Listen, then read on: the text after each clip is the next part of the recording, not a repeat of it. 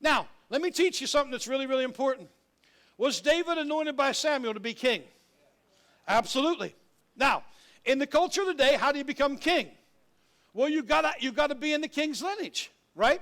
Like if you're the king's son, you'd be the next person in line. You got to be in that lineage. Was David a king's son? No, he was a shepherd. Shepherds were the lowest class. Kings were the highest class. You guys got this? So David got to get from point A to point B, and it don't look like an easy thing. The only other way to become king is to have a military coup, where you gather a bunch of people together, overthrow the throne, and you take it. But David's a shepherd boy. Doesn't have a whole lot of influence that he's going to have a military coup. So he has no idea how God is going to bring forth the prophetic word and action that has been taken over his life. You ever been somewhere where you wonder, God, how in the world are you going to do this? Anybody follow what I just said? All David knows is, I know who God is and I know what God said. And I believe that God will do what he said he'd do. Now what's he here?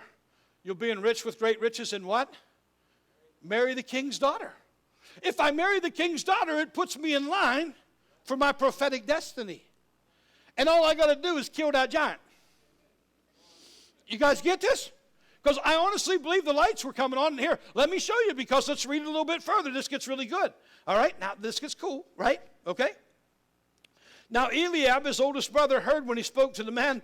Eliab's anger was aroused against David, and he said, why did you come down here? And who'd you leave those few sheep with in the wilderness? I know your pride and the insolence of your heart. You just come down to see the battle. And David said, what have I done now? Is there not a cause? And he turned from him toward another and said the same thing, and the people answered him as the first ones did. What happened? Eliab, David's brother, right, who saw him get anointed by Saul, by the way. You got to know, they were all in the living room together, because the oil got on the carpet and everything. It was bad. In the midst of that, he knows, but watch, Eliab, there's a jealousy in his heart. Why? Because he kind of figured he was the first boy in line. He ought to be the... Come on, there's some pride, there's some jealousy, there's some things. And now he's looking at David saying, what are you doing down here? And who'd you leave them few sheep with? Can I talk to somebody in the house? Well, just because your brother doesn't agree with who you are doesn't mean that's not who you are. Just because your family don't understand your calling doesn't mean you're not called. Just because somebody might challenge you on the battlefield doesn't mean you don't belong on the battlefield. There's a place where you start to understand, I am who God says I am, and I have what God says I have. And everybody might not always understand that. Eliab was trying to downplay, and David blew him off and said, what did them guys say over there?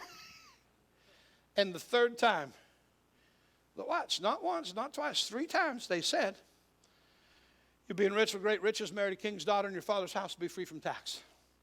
That's a pretty good day. All you got to do is kill that giant. So David decides, I'm going to kill that giant.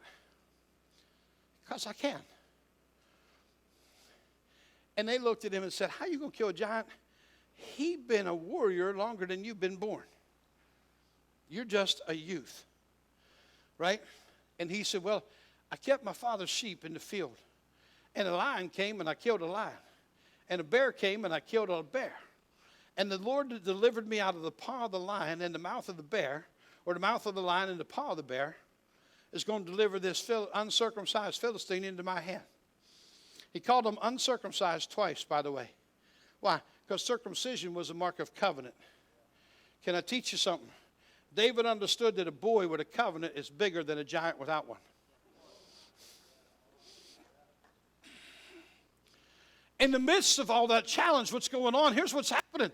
David is rising up in his kingly anointing. He doesn't even know. But he's been anointed to be a king, and now he's starting to act like one. Oh, I hope you got what I just said. Why? Because we're anointed to rule and reign with him as priests and kings. It's time the church rises and acts like what we've been anointed to be. In the midst of